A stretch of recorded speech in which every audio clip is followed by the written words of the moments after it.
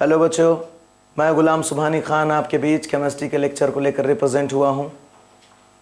मैं आज आपके बीच यहां पर फोटोन क्लासेस के यूट्यूब चैनल पर रिप्रेजेंट हुआ हूं, जिसमें हम बेसिक केमिस्ट्री की कुछ बात करेंगे, फॉर्मुलेशन की बात करेंगे। आज हम जिस पहले लेक्चर को हमने लिया है वो हमारा आज का टॉपिक है ions.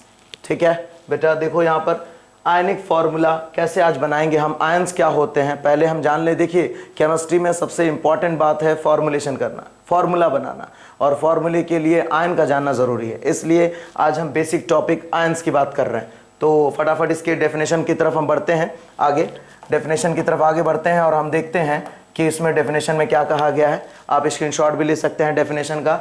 Those elements or atom which lose or gain electrons convert into ions attain charge positive और निगेटिव। ऐसे एटम जो अपने ऊपर चार्ज रखते हो, चाहे वो प्लस हो या माइनस हो, वो आयंस कहलाते हैं। ठीक है, आपको बता दूं बेटा कि कोई भी एटम है, आपको पता है एटम स्फेरिकल, बीच में उसका न्यूक्लियस, और ये एटम का सेल होता है। ठीक बेटा, यहाँ पर इसमें न्यूट्रॉन और प्रोटॉन होते हैं और बाहर सेल में इलेक्ट्रॉन रिवॉल्व करता है। कोई भी एटम जो शुरुआत में, अगर एटम शुरुआत में लिया जाए तो वो न्यूट्रल होता है। ठीक है, कैसा होता है बेटा? न्यूट्रल होता है। एटम हमेशा न्यूट्रल होता है किसी भी चीज़ का। अगर एटम बात करें, क्योंकि आप ये तो जानते हैं ना कि दुनिया की हर चीज़ एटम से मिलकर बनी होती है। स्मॉलेस्ट फंडामेंटल चीज़ एटम है। इसीलिए आज हम जो पहले लेक्चर को लेकर रिप्रेजेंट हुए हैं उसमें मैं एटम्स की बात कर रहा हूँ, एटम से आयन कैसे जनरेट होता है। तो क्योंकि अगर आपको आयन पता हो जाएगा तो फिर आप फॉर्मूले बना लेंगे किसी भी कंपाउंड का। यहाँ देखिए, हमने एटम लिया, एटम स्फेरिकल होता है, बीच में न्यूक्लियस और इलेक्ट्रॉन बाहर रिवॉल्व करता है। ये जो बाहर ऑर्बिट्स हैं, इसको सेल भी कहा जा सकता है, ऑर्बिट्स भी कहा जा सकता है, क्योंकि इसमें इलेक्ट्रॉन रिवॉल्व करता है। हाँ ठीक है बेटा, हर इलेक्ट्रॉन का अपना एक पर्टिकुलर सेल या ऑर्बिट होता है। ठीक, अब इसमें हम बात करेंगे कि शुरुआत में जब भी हम एटम को लेते हैं तो एटम हमारा न्यूट्रल होता है। ठीक है, न्यूट्रल क्यों होता है? क्योंकि उसमें जितने प्लस होते हैं बेटा ना, उतने ही माइनस होते हैं। अब प्लस और माइनस की क्या कहानी है? प्लस के मतलब ये है कि प्रोटॉनों और इलेक्ट्रॉनों की संख्या बराबर होती है, क्योंकि प्रोटॉन पर प्लस, इलेक्ट्रॉन पर माइनस होते हैं। शुरुआत में कोई भी एटम न्यूट्रल होता है। ठीक है, और न्यूट्रल को एक और टर्म से दिया जाता है आइसोलेट। ऐसा एटम जिसमें इलेक्ट्रॉनों और प्रोटॉनों की संख्या बराबर हो, वो आइसोलेट एटम कहलाता है। ठीक है, अब अगर मैं बताऊं, जैसे कि ये मैंने एक एटम के बारे में बात की और इसमें 3 प्रोटॉन और 3 इलेक्ट्रॉन की बात की। ठीक है, तो टोटल ये एटम, इस पर किसी तरह का कोई चार्ज नहीं होगा, कोई भी चार्ज इसमें नहीं होगा बेटा। ठीक है, अब अगर मैं बात करूं कि अगर ये इलेक्ट्रॉन है, ठीक है, मान लेते हैं 10 इलेक्ट्रॉन है और प्रोटॉन भी है, ये भी जो है 10 प्रोटॉन है। ठीक है बेटा, दोनों, तो ये 10 की वजह से टोटल जो है यहाँ पर 0 हो जाएगा। ठीक है, अब अगर मैं एक बात कहूं कि अगर ये एटम, मान लेते हैं हमारा एटम ए है। ठीक है, अगर एटम ए है तो इसमें अगर मैं बात करूं कि इसमें बाहर से, इस इलेक्ट्रॉन में बाहर से एक और इलेक्ट्रॉन आ गया। ठीक है, बाहर में एक और इलेक्ट्रॉन आ गया, तो इलेक्ट्रॉनों की संख्या देखिए, इलेक्ट्रॉन पे -11 हो जाएंगे यहाँ पर, मतलब 11 संख्या हो गई, और प्रोटॉनों की संख्या अभी भी 10 है। ठीक है, तो आप बताइए डोमिनेंट कौन कर गया? -1 डोमिनेंट कर गया। इसीलिए कोई एटम जब इलेक्ट्रॉन ले लेता है तो उस पर माइनस चार्ज आ जाता है। ठीक है बेटा, वो आयंस में बदल जाता है, वो आयंस में आएगा। अब ये आयंस कहलाता है। ठीक, ये कैसा आयन होगा? इस पर कैसा चार्ज आएगा? माइनस, इसलिए इसको एनायन कहते हैं। ठीक है बेटा, माइनस चार्ज वाले को एनायन कहते हैं। अब मान लीजिए कि अगर मैं एटम बनाऊं और उस एटम में अब इलेक्ट्रॉनों की संख्या 10 है, प्रोटॉनों की संख्या भी 10 है, तो शुरू में ये न्यूट्रल होगा, क्योंकि जितने प्लस हैं उतने ही माइनस होंगे। शुरू में ये न्यूट्रल है। ठीक है, क्योंकि प्लस और माइनस की संख्या बराबर है। मान लेते हैं कि ये एटम अब क्या करता है कि अपने अंदर से मान लेते हैं कि ये एक इलेक्ट्रॉन निकाल देता है। तो एक इलेक्ट्रॉन जब अपने अंदर से निकाल देगा बेटा ना, तो इस पर अब देखिए एक इलेक्ट्रॉन निकल गया, तो अब इलेक्ट्रॉनों की संख्या आपकी 9 हो गई और प्रोटॉनों की संख्या अभी भी 10 है। तो आप जब इसका एवरेज निकालेंगे तो +1 हो जाएगा, इसलिए इस पर जो है एक प्लस चार्ज आ जाता है। ठीक है, तो इलेक्ट्रॉन के निकलने की वजह से इस पर प्लस चार्ज आ गया। अब ये भी आयन कहलाता है। आयन दो तरह के होते हैं, प्लस और माइनस वाले। माइनस वाला भी आपको पता है, प्लस वाला भी देख लीजिए। प्लस वाले को केटायन कहा जाता है, ठीक है। प्लस वाले को क्या कहा जाता है? केटायन कहा जाता है, ठीक है। ये बात यहां पर देखिए, दोज एलिमेंट विच लूज और गेन इलेक्ट्रॉन। यहां पर ये बात बड़ी इंपॉर्टेंट है कि लूज और गेन इलेक्ट्रॉन, या तो वो लूज करे या तो गेन करे। देखिए शुरुआत में वो न्यूट्रल है, लेकिन जब वो लूज करता है या गेन करता है तब वो आयन बनता है, ठीक है। और जब तक वो आयन नहीं बनेगा तब तक वो जो है फॉर्मूले का फॉर्मेशन नहीं कर सकता, आयनिक फॉर्मेशन नहीं होगा। आप देखिए, आप दोज एलिमेंट और एटम विच लूज और gain electrons convert into ions attain charge, positive और नेगेटिव, चाहे वो पॉजिटिव बनाए या नेगेटिव। नोट नंबर 1 है, यहां पर देखिए, ये पॉइंट नोट करने की बात है, स्क्रीनशॉट भी आप इस पर्टिकुलर चीज का ले सकते हैं कि दोज हु लॉस, यहां पर देखिएगा लॉस इलेक्ट्रॉन, अभी जो मैंने आपको पीछे समझाया, जिसने अपने अंदर से एलिमेंट इलेक्ट्रॉन निकाल दिया, ठीक है, उस पर पॉजिटिव चार्ज आता है, जो पीछे समझाया, क्योंकि इलेक्ट्रॉन निकल गया तो पॉजिटिव जो है प्रोटॉन बढ़ गया। कॉल्ड पॉजिटिव आयन केटायन, उसको केटायन कहते हैं, because it contain positive charge on it, ठीक है। इसके बाद यहां देखिए आप, नोट नंबर 2 है, नोट नंबर 2 लिखा हुआ है, those who accept electron called negative ion और anion because it contains negative charge on it.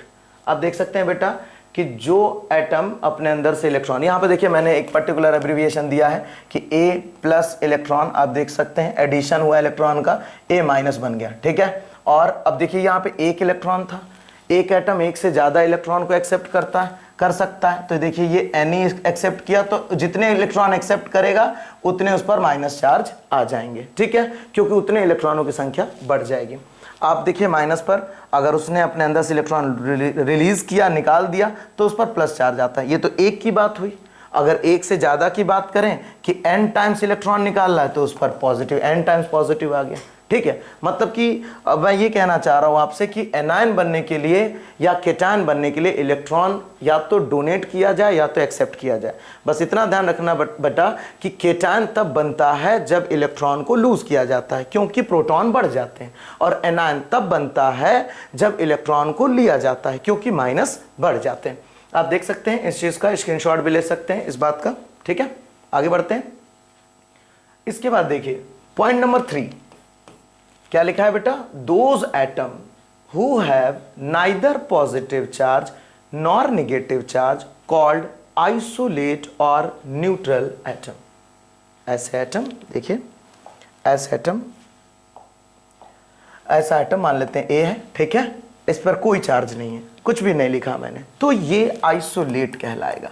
अब अभी मैंने आपसे पीछे बताया कि ये न्यूट्रल होगा या आइसोलेट, दोनों वर्ड जो है वो सेम है, ठीक है, या तो आइसोलेट के या तो न्यूट्रल के, क्योंकि इस पर अब मैं देख रहा हूं कुछ नहीं है। अच्छा, जीरो भी नहीं लिख सकते, जीरो का मतलब कुछ नहीं है यहाँ पे, तो ये ना तो प्लस है ना तो माइनस है, तो ऐसे एटम को न्यूट्रल कहते हैं, ठीक है बेटा। और ऐसा क्यों हुआ, इसके पीछे का रीजन भी आप जान रहे हैं ना, कैसे रीजन, इलेक्ट्रॉनों और प्रोटॉनों की संख्या, फॉर एग्जाम्पल के तौर पर कहा गया इलेक्ट्रॉनों और प्रोटॉनों की संख्या दोनों की बराबर है, तो इफेक्टिव चार्ज इस पर कोई नहीं आएगा, क्योंकि कोई एक बढ़ जाए तो उसका चार्ज आ जाता। तो यहां पर यह चीज समझने की बात थी। वापस आते हैं पॉइंट पर। तो यह देखिए, मैंने कुछ पॉजिटिव चार्ज और कुछ जो है निगेटिव चार्ज एनायंस को और केटायंस को सेपरेट करके यहां पर टैबुलेशन दिया है। मैं चाहूंगा कि आप एक बार टैबुलेशन का स्क्रीनशॉट ले लें और इसको एक बार समझ लें, फिर एक एक करके मैं सबके बारे में आपको बता देता हूं, ठीक है।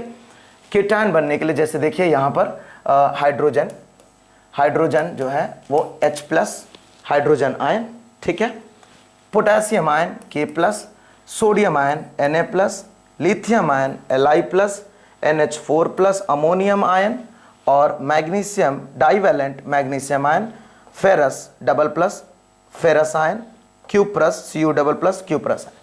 ये सब केटायन है बेटा, क्योंकि ये सभी मेटल्स हैं और मेटल हमेशा केटायन बनाता है। क्यों? क्योंकि वो इलेक्ट्रॉन को लूज करता है। अब आइए बताता हूं आपको कि ये जो अभी आपने देखा सोडियम पर 1+ देखा ना बेटा, ये केटायन देखा, ये कैसे बना, ये देखिए। जब आप सोडियम के बारे में बात करेंगे तो सोडियम का एटॉमिक नंबर 11 होता है, ठीक है, और जब आप इसका इलेक्ट्रॉनिक कॉन्फ़िगरेशन करेंगे तो 2, 8 और 1 आएगा। यानी अब जब आप ये एटम बनाएंगे तो इसमें आप 3 सेल बनाएंगे, ठीक है, 3 सेल। पहले सेल में आप 2 इलेक्ट्रॉन को बैठाएंगे और उसके बाद 8, और ये 8 पूरा बैठ जाएगा। लास्ट सेल में 1 इलेक्ट्रॉन होता है, और ये एक इलेक्ट्रॉन सोडियम आसानी से रिमूव कर देता है। तो अभी आपने कहा कि किसी एटम के अंदर से, अभी आपने एक बात कही कि किसी एटम के अंदर से अगर इलेक्ट्रॉन रिलीज होगा, निकल जाएगा, तो उस पर पॉजिटिव चार्ज आ जाता है। तो एक निकला इलेक्ट्रॉन, एक निकला, इसलिए एक पॉजिटिव चार्ज। ठीक है बेटा। अब इसी तरह से मैं बात करूं आपको मैग्नीशियम की, Mg की, Mg12 होता है, तो 2 8 और 2 होगा।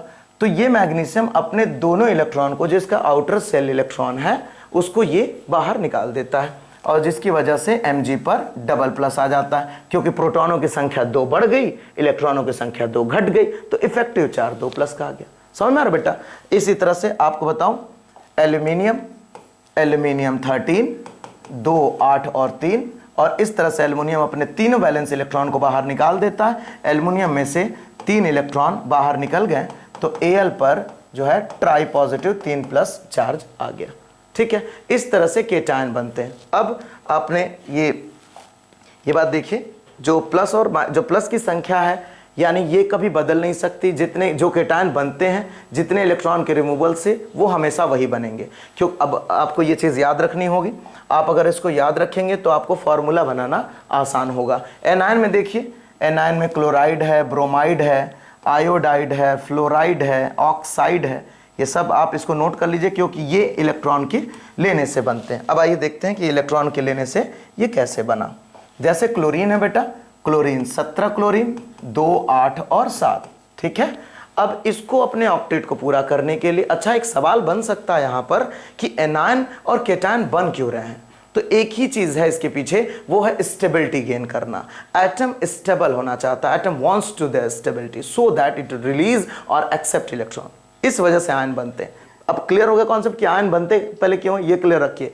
अब देखिए क्लोरीन जो है, आउटर मोस्ट में 7 इलेक्ट्रॉन, एक इलेक्ट्रॉन एक्सेप्ट कर लेता है, और जिससे इसका ऑक्टेट कंप्लीट हो जाता है 2 8 और 8 का, और एक इलेक्ट्रॉन के एक्सेप्ट करने से इलेक्ट्रॉन बढ़ गया, इसलिए क्लोरीन पर एक माइनस चार्ज आया। और अब ये क्लोरीन नहीं एनायन हो गया, इसलिए ये हो गया क्लोराइड।